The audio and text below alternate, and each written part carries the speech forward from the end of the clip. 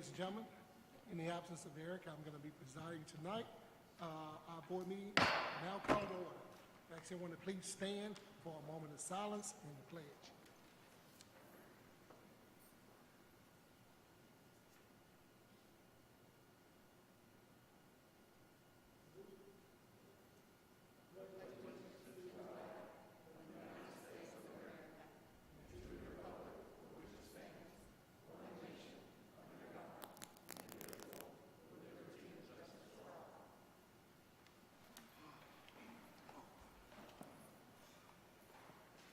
I'd like to say welcome and good evening to everyone that's here tonight.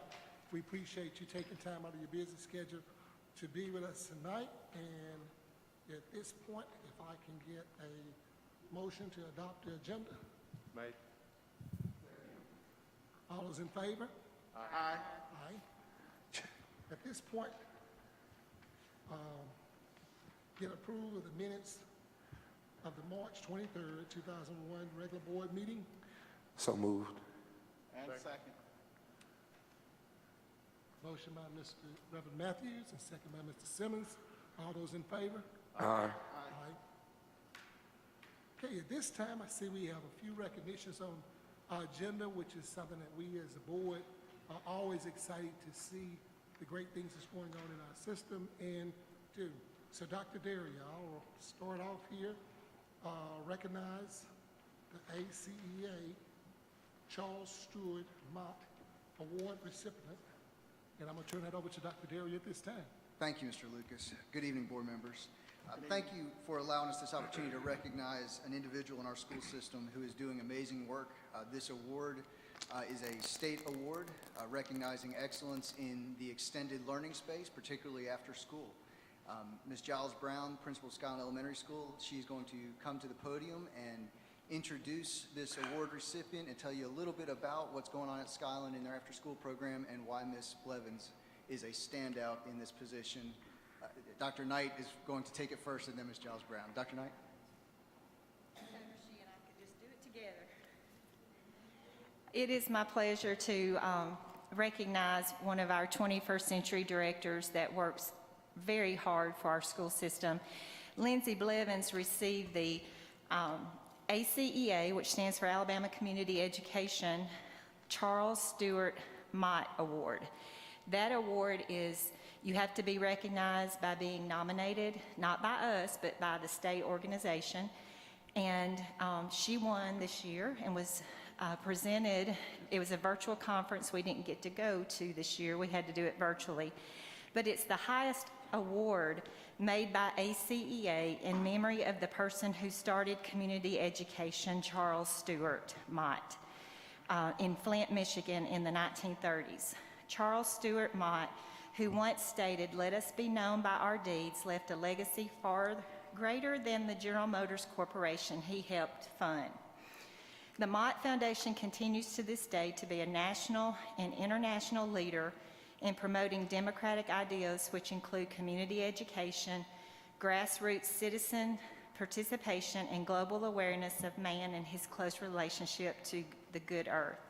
Lindsay has been our 21st century director at Skyline Elementary for 7 years, and then 1 year she was also the director of our dependent care program. And that is, both of those grants are competitive based. You have to apply, and if you're scored based upon your application across the whole state of Alabama. So Skyline has received the 21st century grant every year they've applied, and that says a lot about Lindsay and her creativeness and her writing ability. And I'm just so proud to work with her as Director of Federal Programs. And at this time, if Ms. Giles Brown wants to say a few things, and her plaque has not arrived from the organization yet, but we do have one for her until hers comes. So. Good evening, board members, Dr. Daria. Ms. Blevins, since the moment I went to Skyline, has just been a ball of energy. As Dr. Knight said, very creative, always pushing the edge and trying some things new. And our after-school program has been awesome because of her leadership. Our grants have been awesome because of her input. And at Skyland, we are just really fortunate to have her on our team, such a valuable member. She's so deserving of this award because she literally, I think, eats, breathes, sleeps after-school programming. And one of the things that I have to say about her is that not only is she passionate about it at Skyland, but I hear her on the phone all the time with some of the other after-school directors. She's always sharing ideas. She's always paving the way and being a leader for them. So she's an awesome leader for the district and for our school. And at this time, Ms. Blevins, come on up. You're so deserving.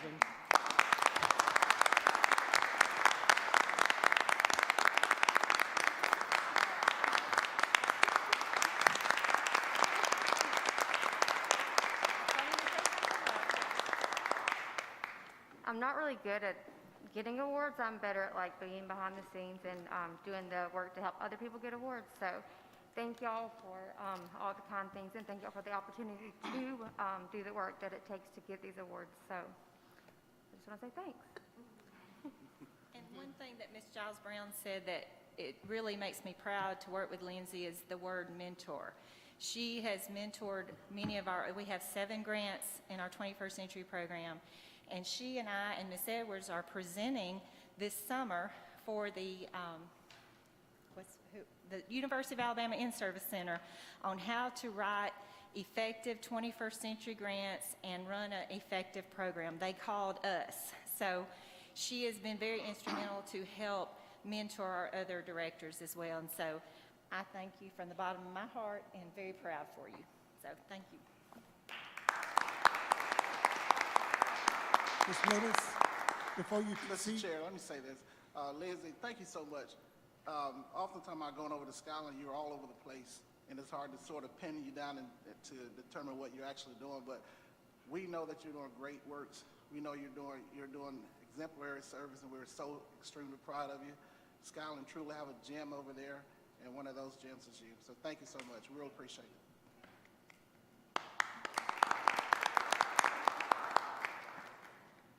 I don't think I've ever seen anybody at school and didn't see you and Ms. Brown still at that school, no matter what time.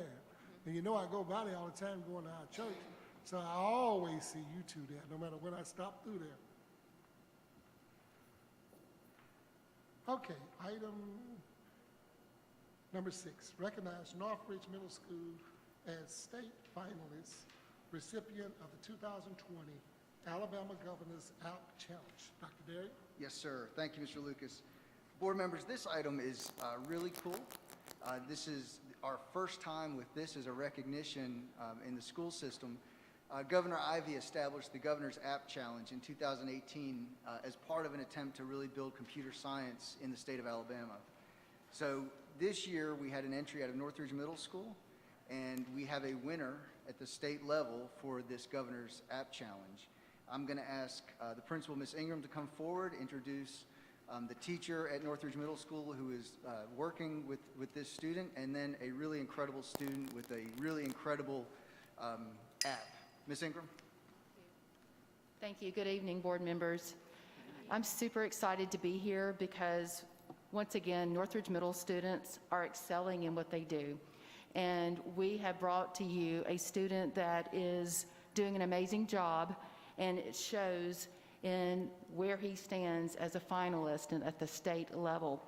At this time, I'd like to introduce you because I always love for the students to explain what they're doing because it's just awesome to hear their passion. And I think you're going to hear that from Jackson Halcomb. And Ms. Quinn is his sponsor, and she's going to share some information with you as well. So I'm going to turn it over to both of them. I'm not as tall, so I'm going to, but I'm really loud. Good afternoon, ladies and gentlemen. Thank you for inviting me to come and speak in celebration of one of my dear students. I had the privilege of teaching Jackson Halcomb computer science and robotics last year. I know quickly that this young man was very talented and would go very far in life. He excels in coding and loves using the Scratch program. And when I was struggling, he was the one that taught my class. When he asked me to be his sponsor this year for this app challenge, I was honored, and of course, I said yes. So you see, I no longer teach Jackson. So for him to ask me was really important to me and very much what this being a teacher is all about. He knew that I would fully support him and encourage him throughout the process, but it also meant that he had to be able to stay after school to work with me on his app. He has worked very diligently on his app.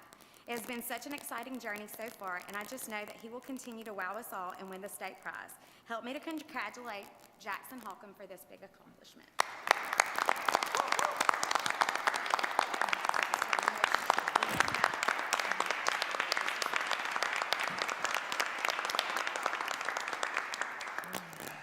Thank you. I'm not the best at giving speeches, and I really haven't received an award. This is kind of like my first time, so I just want to say thank you. And the app that won is called Utilities, which I made as a app to help people that lost their jobs due to budget cuts or just budget cuts in general, because businesses are losing profit and lockdowns from the COVID pandemic.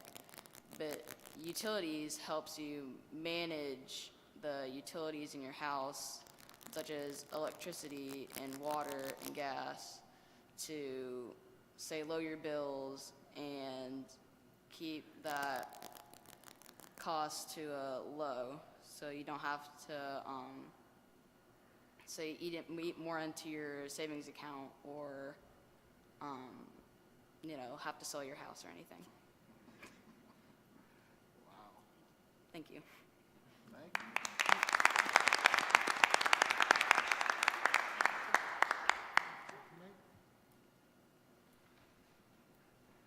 I want to say, is he stand up again? We really appreciate you going out of your way to do this, because this is over and beyond the opportunity, and we're just so excited. I understand you have a group of people here with you today. Is his parents and family, would they please stand also?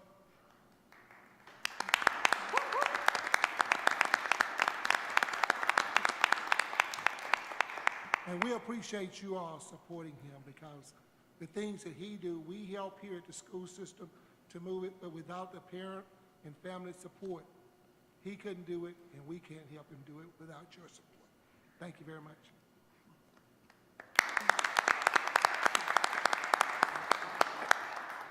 And I echo the sentiments of Mr. Lucas, and I'd like to tell you that you have a bright future ahead of you.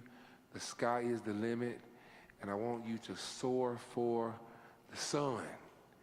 And if you don't meet and get to the sun, you will always be among the clouds. I want to thank you for what you're doing. You're an example setter, a trend setter for our system. Thank you. Thank you.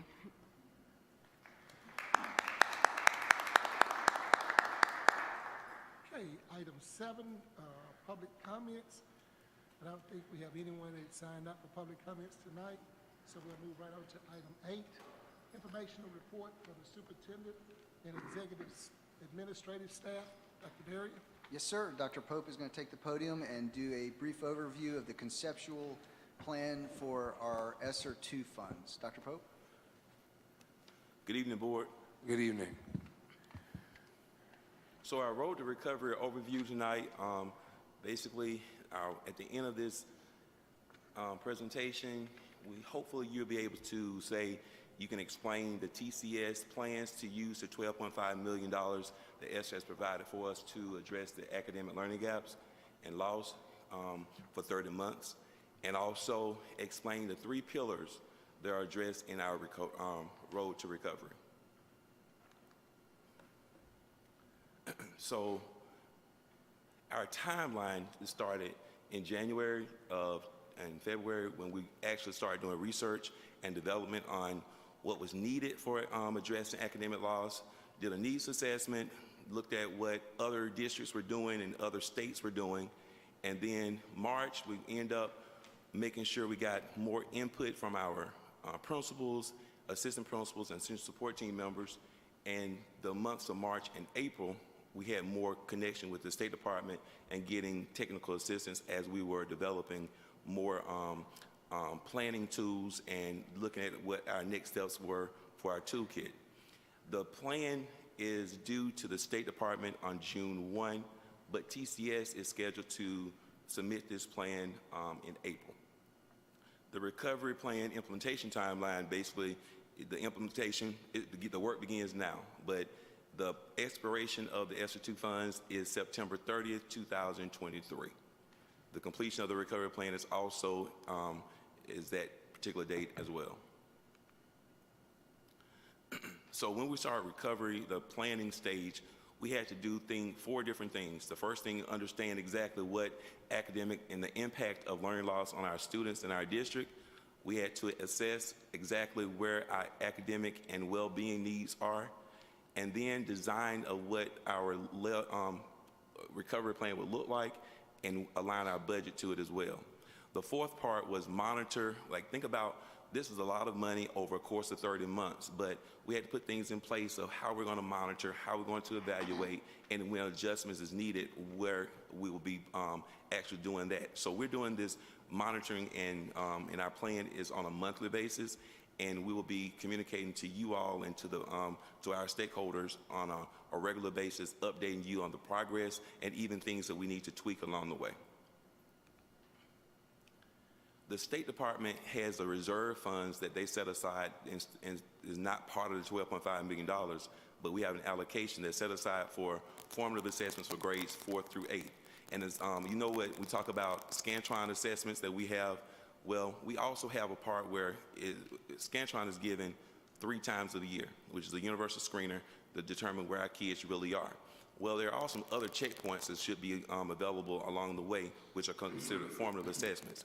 The Literacy Act provided grades K-3 those formative assessments, but for other grade levels, we don't have that strong foundation that's aligned to the new course of studies for math and ELA and what we're currently doing as well. So the State Department has allocated funds for grades 4 through 8 in reading and math for formative assessments for the years of 2021, 21-22, and 22-23. PD is another part where, because of the change of the course of study for math and ELA, and this is one of our adoption years for mathematics, so they put in place professional development for summer 21, summer 22, and summer 23. So when we look at the pillars of recovery, we talk about pillars to recovery, there are 3 pillars that we'll build in our plan on. The first one is high quality instructional materials. The second one is high quality professional development. And the third one is supports for unfinished learning. High quality instructional materials, we thought about the 4 rocks, big rocks in our district will all go along with instructional digital resources, instructional resources, core reading and math program supplements, and research-based intervention programs.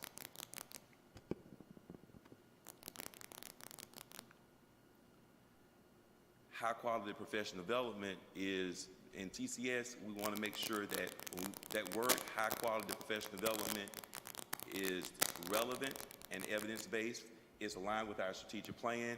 It is all designed and based on what the data tells us, where we need to be making sure we focus on, the promotion of collaboration among our educators, and that's our PLC work, to the targeted goals being assessed, and the big piece of making sure that what our teachers are learning, which is all built on research, they're able to turn that research, transfer research into practice into their classrooms. So that sustained through ongoing learning is all wrapped around what you go into the classroom and actually see. So it all should be what we do in the summer, go into the classrooms in August, work on it, job embedded PD is always sustained through that ongoing learning.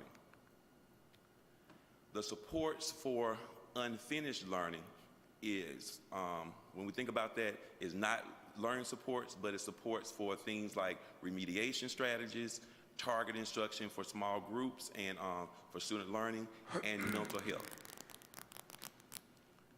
The remediation strategies that we are doing in TCS and our plan is focused with the intervention programs, with tutoring, remediation, summer learning with credit recovery, math coaches, intervention teachers, and EL supports. The supports for targeted instruction and groups for student learning transitions, when we think about our students going from 5th grade to 6th grade and from 8th grade to 9th grade, giving more support to those students transitioning from those buildings and those other levels.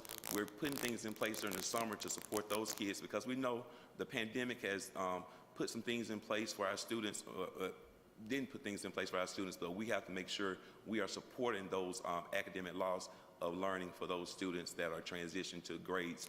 And for real, the transition from middle to high and elementary to middle is a huge focus for us. Remediation, intervention, and tutoring is another part of groups for learning. So when you go to schools, we should be seeing small groups happening more often because we know small groups work, and it works in those less than 6 students in a group with an adult. So we're gonna have more tutoring in place throughout the year in school time. We'll have after school programs as well, but our research has stated that more push in the academic school day is where our goal is. Accelerated learning, there are 2 types of accelerated learning that we're focusing, whereas accelerated learning that students that are behind, they can catch up in 1 year with catch up 2 years in 1 year is one of the ways we're looking at it. But another part is those kids that are high achievers, how well are we pushing those students as well? So we're trying to make sure we push those kids into more rigorous opportunities in TCS. Summer learning and credit recovery, again, is one of our things of groups and targeted instruction for those students that need that extra dose, but also the learning gaps that were identified in our mid-year data, but also will be identified in our spring data. And floating substitutes is another support that we know we will need during the school year. Mental health was the 3rd pillar, and it deals with up under supports for unfinished learning. SEL, we have SEL strategies, but we're dealing with SEL strategies with operational curriculum. Dr. Sherrod's team and teaching and learning team are working together, collaborating on designing an SEL framework that would provide teachers more awareness of the core competencies for social emotional learning, but also what it looks like in the classroom when you have strategies embedded in the classroom, because those were the places where things happen mostly in the classroom. And then the mental health supports as well is a big piece that we want to make sure when we look at when the kids come back, we may note a lot of more things occurring that we need to address with those kids with mental health. A big piece with parental involvement and family support resources. We have met as a team and kind of looked at some things with powering more community engagement and parent engagement with within our schools, but not just in our schools, but in our system, but looking at it more in a cluster situation and what we can do with informing our parents about the structures of what's going on in our schools and how they can assist with their students is where our goals are. Social workers and looking at the amount of work and the caseload that they have, we note that social work is one that can go out and support those families and support the needs that they have dealing with the cases that's going on with our students as well. And the last piece, the behavior intervention. We know that in our needs assessment, it was lifted that we have some behavior issues that we want our kids to be in school, but addressing those behaviors in a tiered support manner, the same way we do the academics. The last piece is contracted services, expansion of CTE, post-secondary, special education, and arts and education.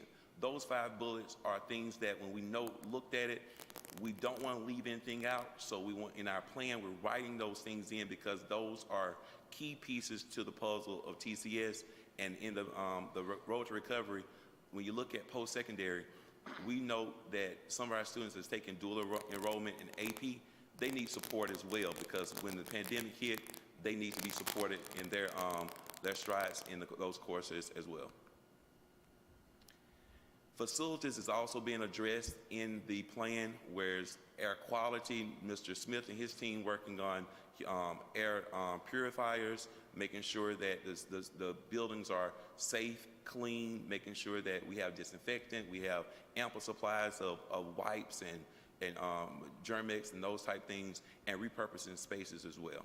And we think about repurposing spaces, when you have more opportunities for tutoring, we may have to end up putting a cubicle up under a hallway or different things. So we have or splitting rooms into sections for small group instruction so kids will not be distracted. And we have other areas that we're looking at as well. And for our next steps, we want to post positions aligned to the plan by April 7th, submit the application to the State Department by April 16th, receive the approval from the state by April 23rd, and hire the positions by April 30th. And reminder that these positions are ESSER II budgeted, they are lasting for 30 months, and they are not a tenure track position. Dr. Cameron's office is working on hiring and making sure that in these positions is very well stated and understood that this is not something that after the money is exhausted, that TCS General Fund will have a burden on keeping. Have any questions? Yes, sir. Go ahead. Thank you, Dr. Pope. I got some questions.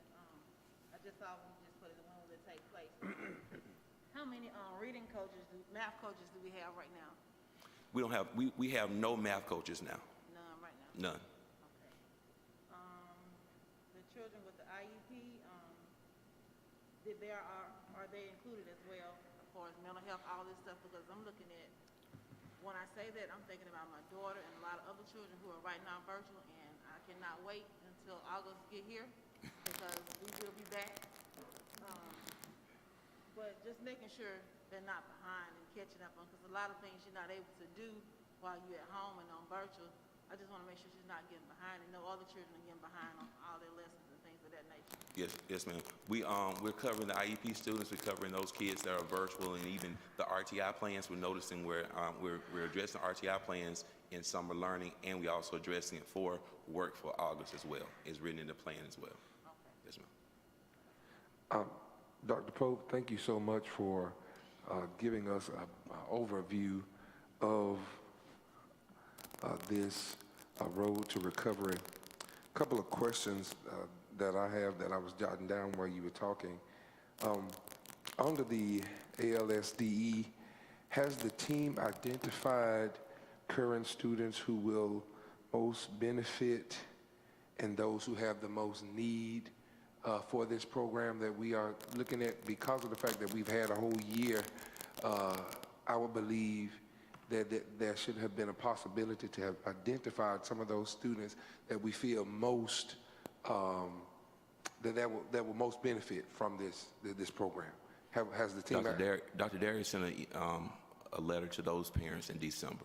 So do we have a number? Yes, sir. We have a number. I don't have that number with me now. It's like... An example is the close to 4,000 students that we are putting priority on for summer learning. Yeah. That is based on the data of where our children are at this time. Yeah. Okay. So... And I want to add that part. We looked at, our goal was, even if if they were struggling in December, they may have even come up in, say, January, February. Yeah. We wanted to make sure we put those kids in that group that Dr. Darius is describing now, based on data in December. Mm-hmm. They need that extra push, so we put that in place for those kids, identified then. We have those numbers and names and everything addressed already. Okay. Question number 2, has the team researched allocations based on the need for each one of these pillars that we've talked about, covering or making projections over a 30-month period? Yes, sir. That's in our needs assessment. That was something that we got a toolkit from the State Department. Right. That was in our needs assessment, and in every piece of the heard you say research, so I want to make sure I put this out there. Okay. Nothing in the plan can be in the plan without being evidence-based and research. So when we did the input from the principals, assistant principals, and central support team members, they addressed what their concerns were. They addressed their actions, but they also had to put the research and what the research says, how to make this work. So what does that diagram look like for the city of Tuscaloosa? I guess that's what I'm asking now. What would that look like? Because going forward, if it's 30% of the 4,000, 40% of the 4,000, what would that diagram look like so that we could have a target going forward, so that when people want to say, how are you using $12.5 million over the next 30 months, this is what it's going to look like, percentage-wise? First of all, I want us to make sure that it's not a program. Okay. What I just discussed tonight is not a program. Okay. It is a plan for TCS. Okay. It's an overarching plan for TCS. I understand. And if that message is coming, if a question was come to you in that format, I ask that your response be, TCS is working on those 3 pillars. And those are the 3 pillars for all of TCS students. So we look at those kids that were low performing, those kids that our priority is low performing students, EL population, special education, homeless. So those are our students that's the top priority. And I didn't want to say this, but the way the pillars are addressed is high quality instruction and high quality professional development. Those are the top 2 tiers. So think of your all of our kids. If you go to a school right now and think about the diagram, think of the diagram like a pyramid. Yeah, that's right. At every school, we have kids, and I don't like to say this, but every school we have kids that's in a pyramid. That's placed in 3 different areas, whether they're in tier 1, tier 2, and tier 3. Those kids that are in support 3 section, those are the kids that need the most support, that goes into the targeted instruction under the part when I stated unfinished learning supports or supports for unfinished learning. Right. That section that stated targeted instruction for small group instruction, that's where the biggest bang for our buck happens.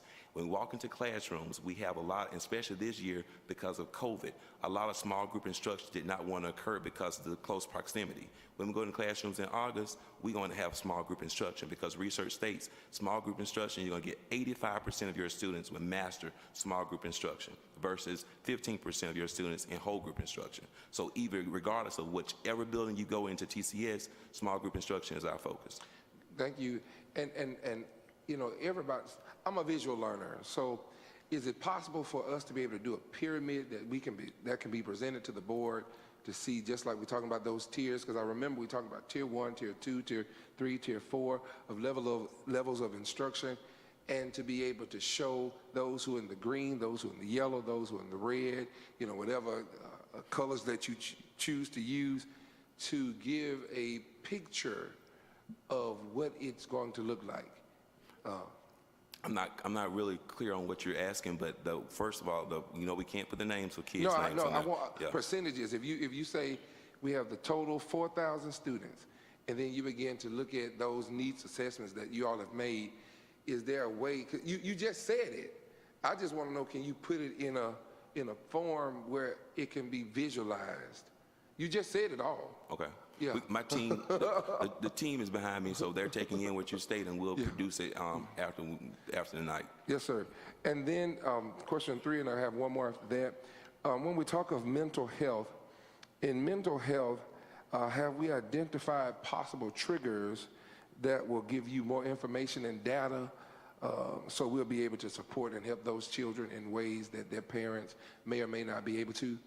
Yes, sir. What we're doing, when I said the SEL framework, that the training starts in May, I think Dr. Sherrod, the end of May for our teachers, and in those trainings, that's when when you say the triggers, and actually that's one of the words that we did in our training we've done all thus far. That's that chaplain It talk. tells you places and things that the teachers note that are happening or occurring that may be a symbol or a sign of something that's happened with a child or getting ready to happen with a child. So yes, sir, we have all that work, and that's what our summer PD for teachers, for everybody in our district is focused on SEL.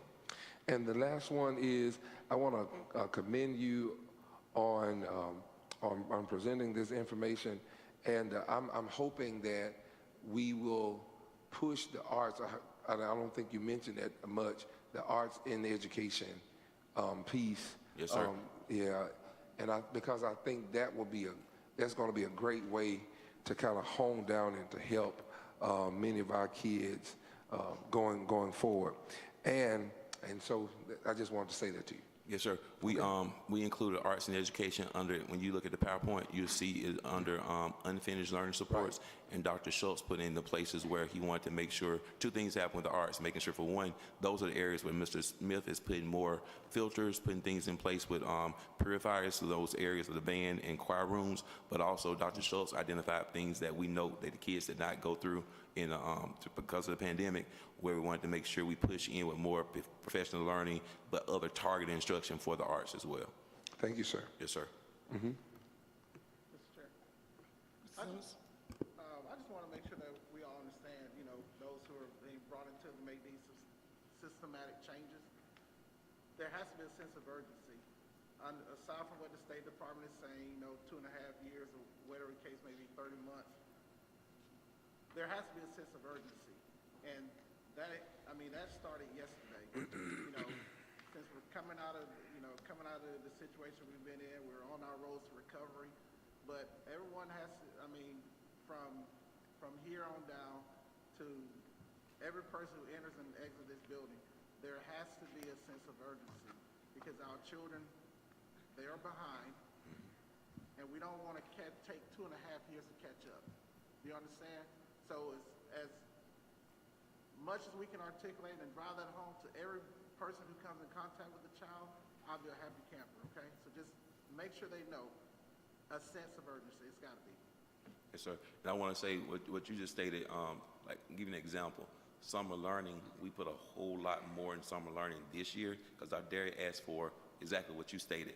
We want to go heavy on supports now this year, even though the money is for 30 months. We look like we may spend more resources and putting more things in place in the summer and August, that first semester, than we would do in 2022-23 school year. Even though the money is there for us, we're going to go heavy on what we can do now for our kids. So that sense of urgency is written on everything that we talk about. We even state the sense of urgency, and so making sure that everyone understands that is now. That's why we said that work begins now. And I think when you look at 4,000 kids compared to what we did last year for summer learning, that's a huge amount that have registered and signed up for summer learning based on the supports that Dr. Derry has given us to make sure that we identify the kids and who needs to come and face-to-face learning is occurring. Yeah. Thank you. Appreciate it.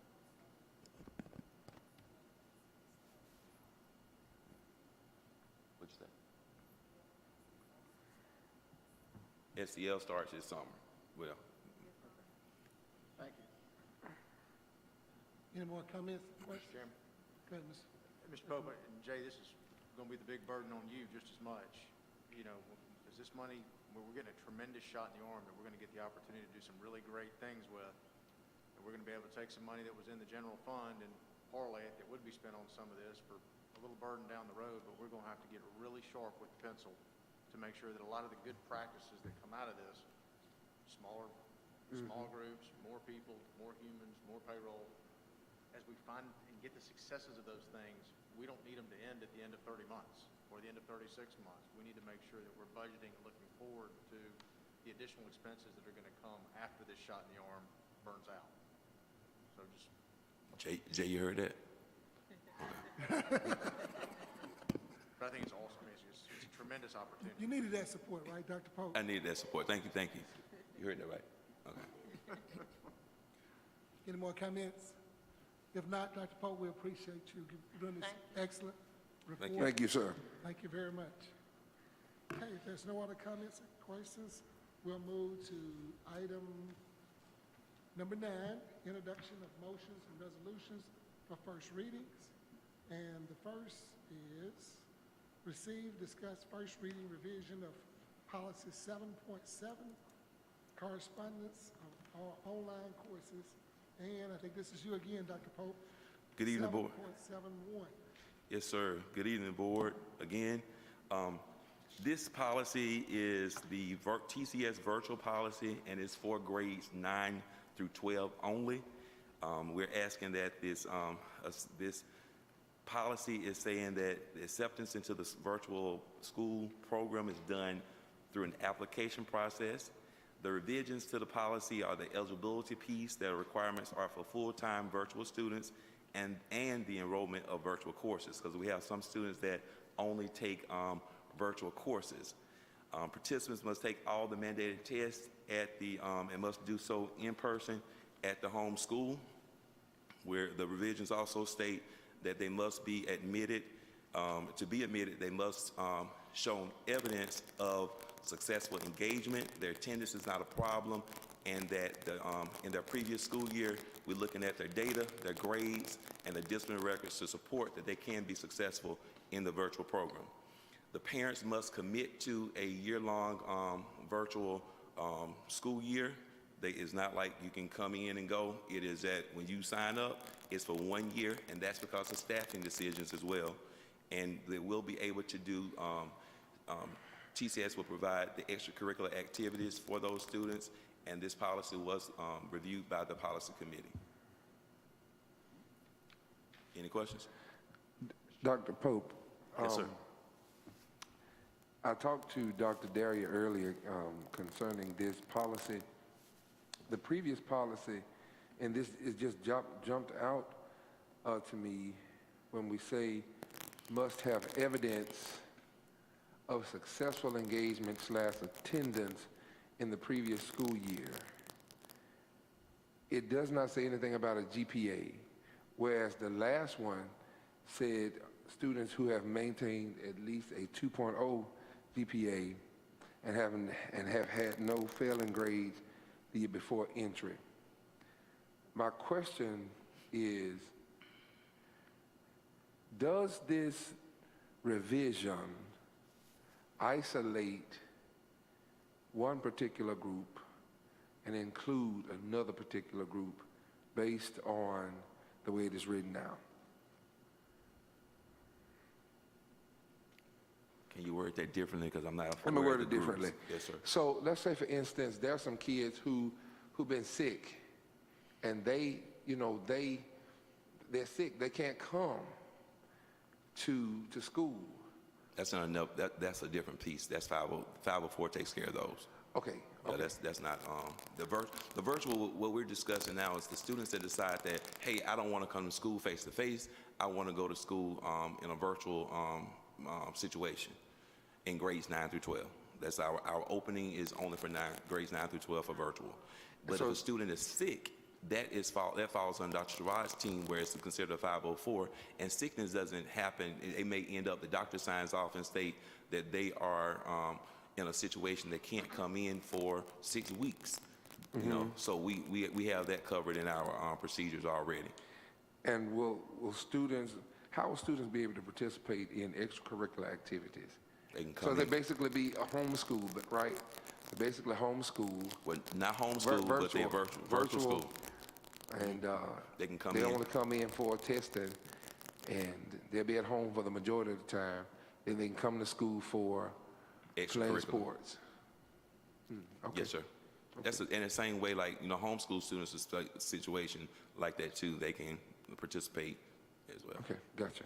All right. Mr. Chairman, for clarification, listen, correct me if I'm wrong, we're not talking about running a virtual school in the semblance that we had this past year. We're talking about prior to this past year. Yes, sir. What was already in place, all we're doing is keeping prior options in place, but not running a simultaneous virtual school the way we have in the past 12 months. Yes, sir. We had this in place already. The revisions what we made were the ones I noted earlier.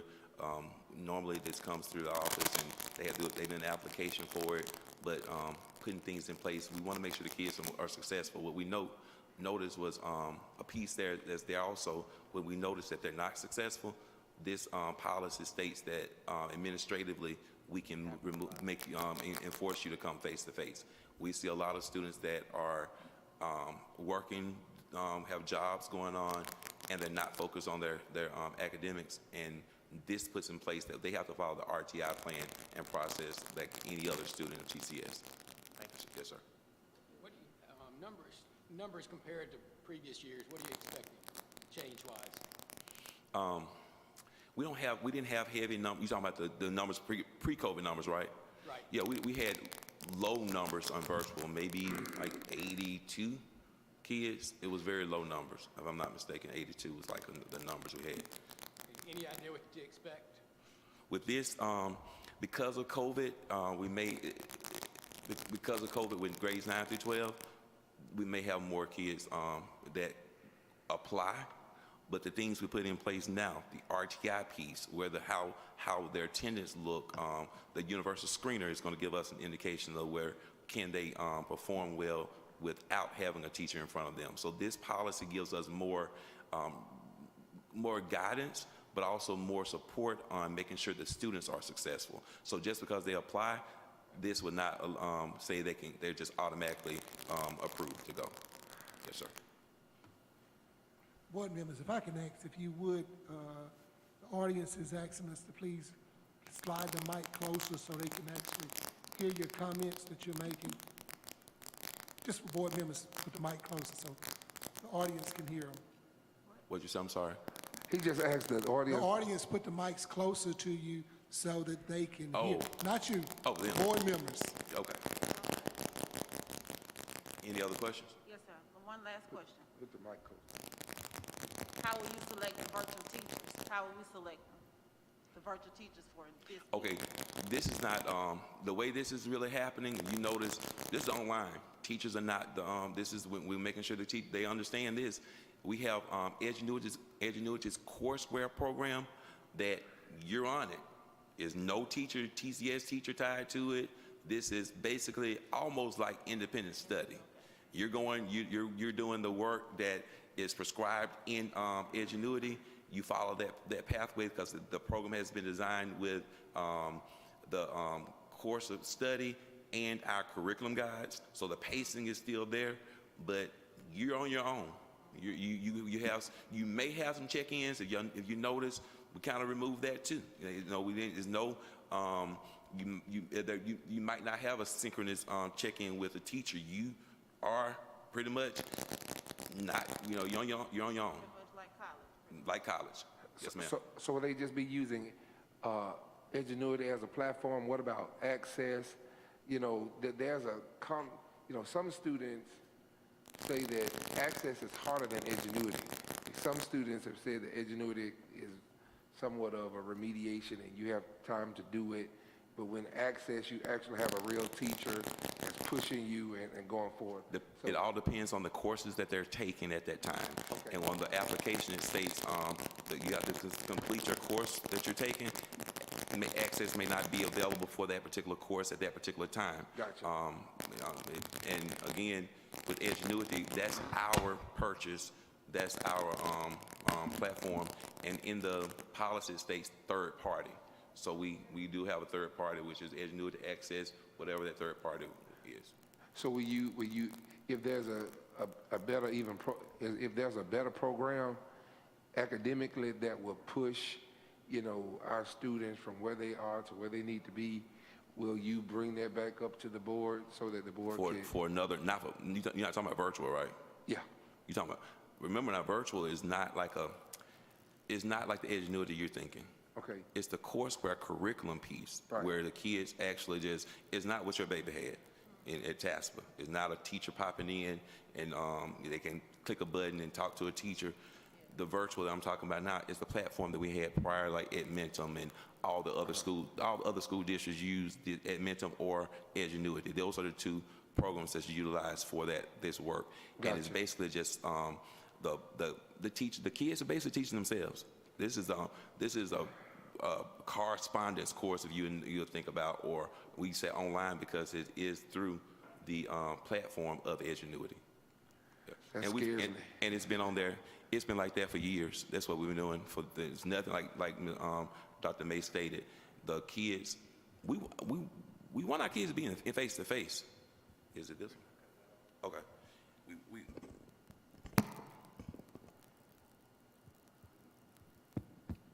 Okay.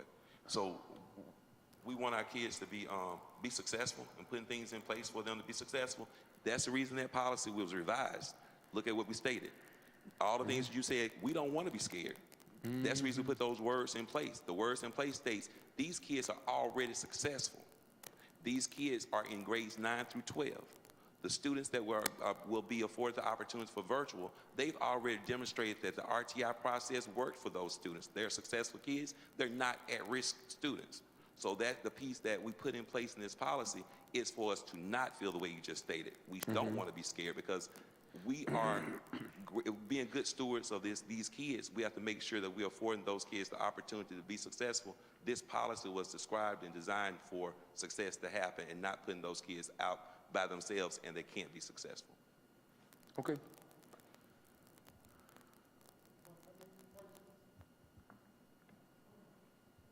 Any more comments or questions? Thank you, Dr. Pope, once again. And this is the first reading, so if there are any other comments or things you need to get to Dr. Pope or Dr. Derry, do so before the next reading come up, and we can look for it then. Okay, next item on there is receive, discuss first reading of the TCS 2021 Budget Amendment Number 1. Mr. Duke. Yes, sir. Thank you, Mr. Vice Chairman, board members, superintendent, ladies and gentlemen. It's my pleasure to bring to you the FY 2021, our current fiscal year, budget amendment. I have created a highlight sheet showing our original fund balance from our original budget back in August and September. On that budget, we had a fund balance of $7 million. As part of our amendment, things that have happened since that budget, we have PSCA state bond money of $6 million, which I have previously shared with you. We have, I'm going to call it miscellaneous adjustment, which are a bunch of a lot smaller items. We've netted those for presentation purposes, which are a $200,000 negative amount. All that to say, our amended budget as projected with this amendment would be $12.8 million. So going from a $7 million fund balance to a 12.8 under this amendment. One other thing of note, we refinanced bonds back in September, August and September. We realized over $900,000 savings with that.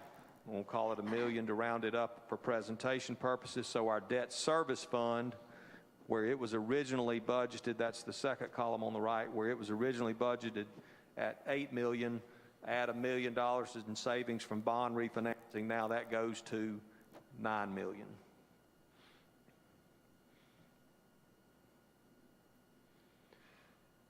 In assembly is not only this document, but the actual, what the state calls the B1. It's dropped in there for your review as well.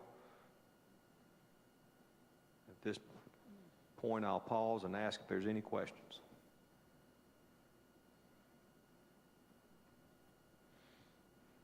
If not, thank you, Mr. Duke. Okay, thank you. Item number 10, consent agenda items, A through B. Can I have a motion? So moved. Second motion. It's been moved and second. All those in favor? Aye. Opposes? Motion passes. Item number 11, regular agenda items for final adoption. I believe we have Dr. Cameron. Good evening. Board, I have before you the superintendent's recommendations regarding changes in personnel. There's also 2 supplemental lists. I will go through the list with you. Starting on page 1, you have 3 retirements, 5 resignations, declination. 8 new support personnel, 2 transfer personnel, 4 reassignments of certified personnel, and 3 part-time extended day tutors.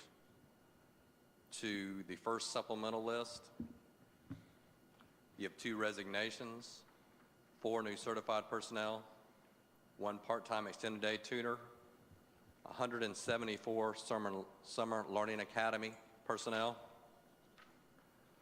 Takes us to the second supplemental list.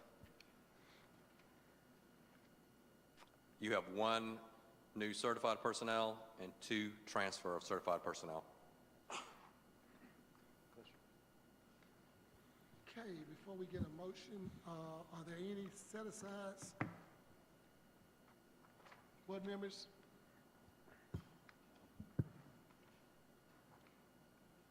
Any set-asides? If not, can I get a motion? Made. Second. Okay, we have a motion and second.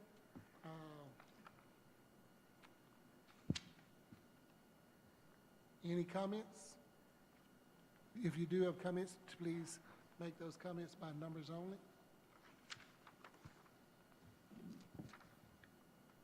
If not, all those in favor? Aye. Aye. Any opposers? Motion passed. Okay, item number, discuss, approve waiving TCS retirement. Dr. Pope? I'm on item B.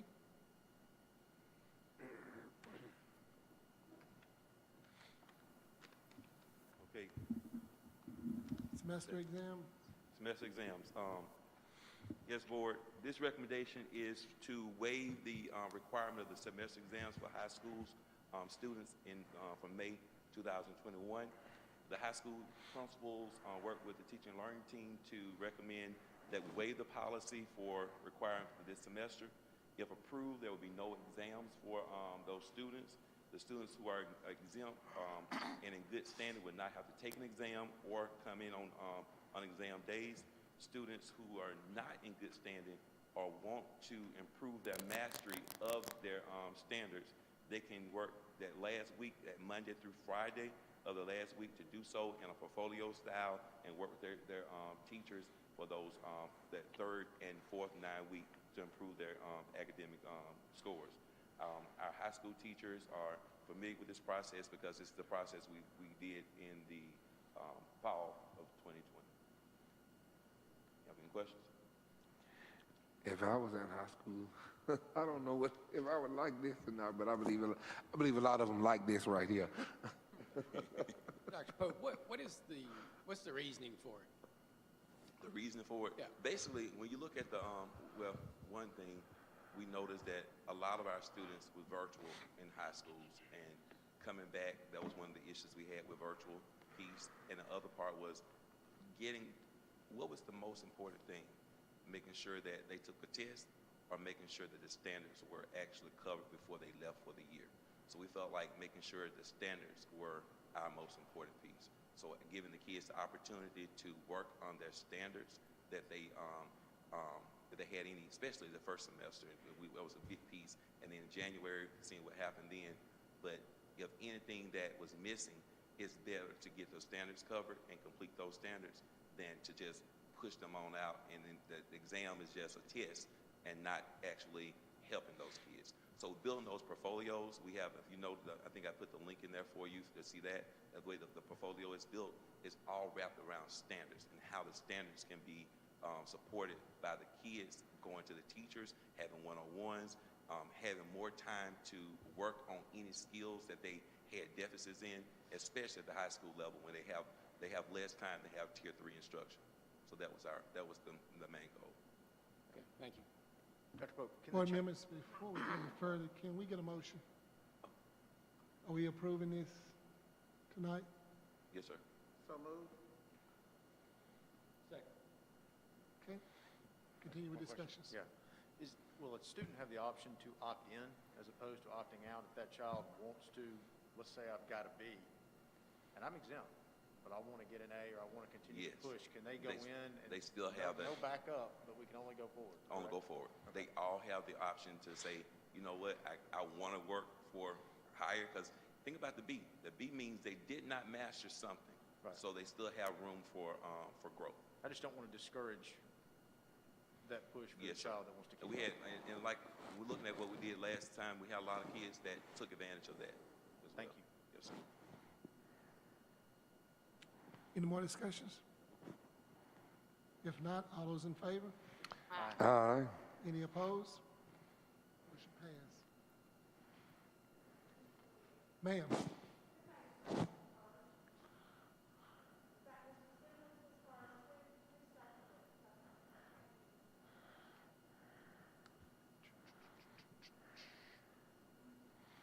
Item C, you again, Dr. Pope, discuss approval early graduation policy exemption.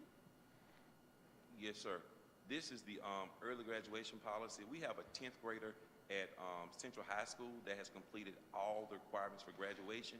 If we, our early graduation policy states that students must apply for early graduation by the end of the student's junior year and return to the counselor. If early graduation is granted to those eligible students at the end of the first semester of the senior year. This student has requested for early graduation, and if we abide by the current policy, this she'll be waiting out for a year and a half without us giving her credentials of graduation. And the student has created a solid pathway for post-secondary courses and work with institutions already, and we're asking for that exception to the policy so she can afford the opportunities to proceed her goals. Motion to approve. Can I get a motion? So moved. And second. Now, Mr. Pope, can you get a little closer to the mic and say, what grade is this child in again? Yes, sir. 10th grade. Can you tell me one more time, what school? 10th grade. What school? Central High School. Thank you, sir. Board members, are there any discussion? No, sir. Just like to add one thing, if I'm not mistaken, she will probably receive an associate's degree also by the end of the summer. So she's also a dual enrollment student. Exceptional young lady, very exceptional. If there's no further discussion, all in favor? Aye. Okay, that sort of wraps up the end of our board meeting. Any unfinished business and updates? You forgot one. Huh? Got one more. I'm sorry, the most important one. Ooh, I'm sorry, thank you. Item D. Boy, everybody run me out of the school system for this one. Discuss, approve, $400, free tax, one-time, only employee retention supplement for Tuscaloosa City Schools employees. Dr. Derry. Mr. Duke, I think Dr. Derry, you was going to go first. Thank you, Mr. Lucas. As Mr. Duke approaches the podium, I just want to say something before he gives you the information here. In December, board members, we had a discussion at this table, and we were asked to review and consider this idea, this concept of a bonus for employees. Mr. Duke did exactly what he said he would do in that meeting, which is look at the budget to see if it's feasible, to see if there's a consideration that that we could present as a consideration for the idea discussed in the December meeting. The proposal in front of you, and Mr. Duke will go through the details of it. It has a budget number, and it's listed in your report. That is where there is the closest thing to a comfort level to be able to do this concept and keep our positive trajectory with our budget reserves. Mr. Duke and I, along with several team members, we've been going over this now for this past couple months to see if it's possible, and then two, what it would look like. So what is in front of you is the closest thing to a comfort level provided by Mr. Duke for what the budget can handle while keeping us on a positive trajectory. Mr. Duke.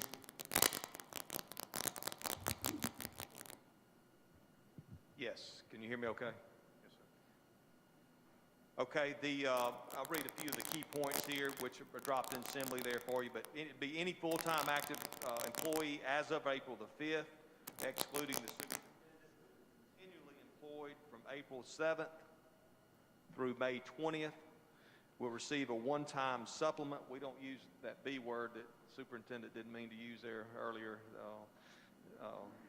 bonus. We can't use that word with the examiners. So that's why you see the one-time supplement. Bonus apparently is a no-no word with the examiners. The $400 gross to be paid on May 21st. Only active employees are eligible for this supplement. The budget effect that's calculated on this is going to be right around $600,000. I've been looking at that for months, and I know several of you board members have asked, and we have been trying to find that middle zone that we could absorb. It'll be paid on May 21st in their regular form of payment. So if they're getting direct deposit, it would be direct deposit. If they get a paper check, they'll get a paper check. We picked that date for a reason. That's 1 week before the pay date. I wanted it to be separate from their regular paycheck so that they would see the boards giving them something separate and not just be easier to see and appreciate. In my opinion, it would be a clean check. The only thing that would be withheld would be the FICA and any federal and state withholding. The budget amendment that I presented earlier is reflected in this. I mentioned that $200,000 amount that I told you there was a bunch of numbers netted.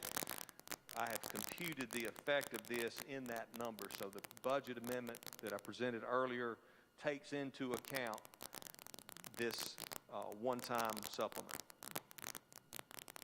Thank you. Board members, can I get a motion?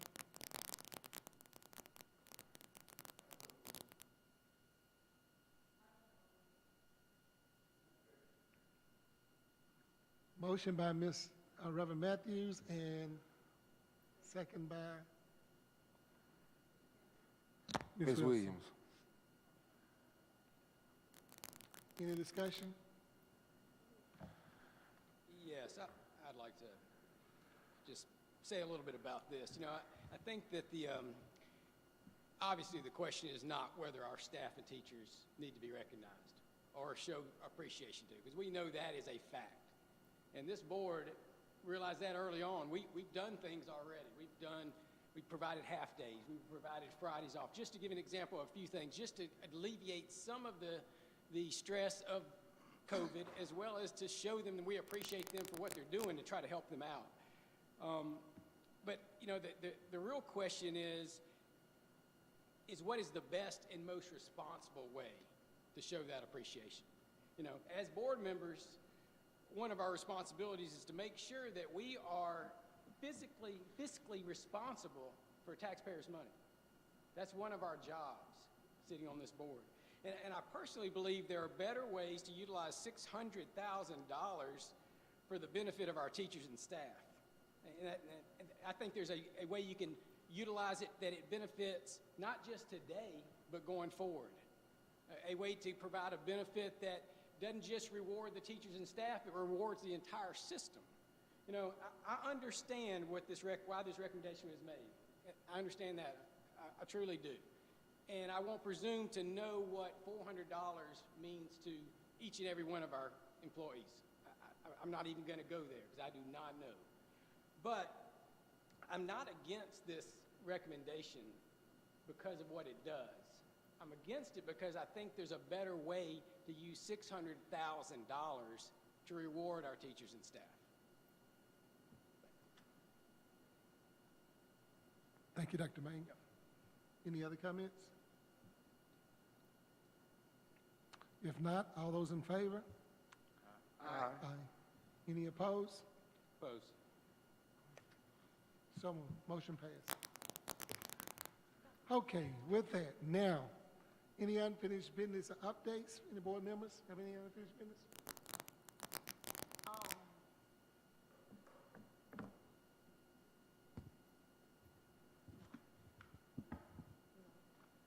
Ma'am? You sure? I'm sure. Okay. Mr. Lucas? Yes, sir. I'm sorry. I have one. Just want to throw something out. Mrs. Smith, calling you out, I'm sorry. But I really appreciate everything that you're doing facility-wise, making sure that our, not just our physical buildings are up to standard, up to par, but also in addition to that, our athletic facilities see vast improvements and they're heading in the right direction.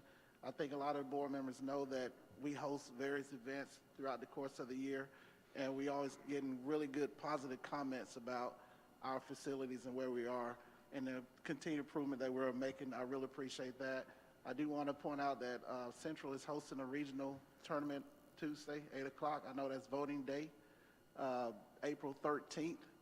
The tournament starts at 8 o'clock. So if you're a tennis fan, going out and support. And I also would like to say this, put this on everybody's mind, that our governor, our State Department of Ed approved flag football for girls starting in the fall of this year, I think. So obviously it's green, very green right now. So if we could all sort of put that on our minds to start facilitating that for our middle schoolers all the way up, participating in something that's, seemingly, any young lady could do, perhaps, and maybe engage in those types of exercises and those types of activities that support and promote physical fitness and a clean, sharp mind, ability to do everything that sports can provide to enhance the learning environment in the classroom. So please consider that. Okay. Board members, I do believe it's Ms. House. I believe we have photo session April 8th, right? This week, Photo session. pictures take our pictures. April 8th.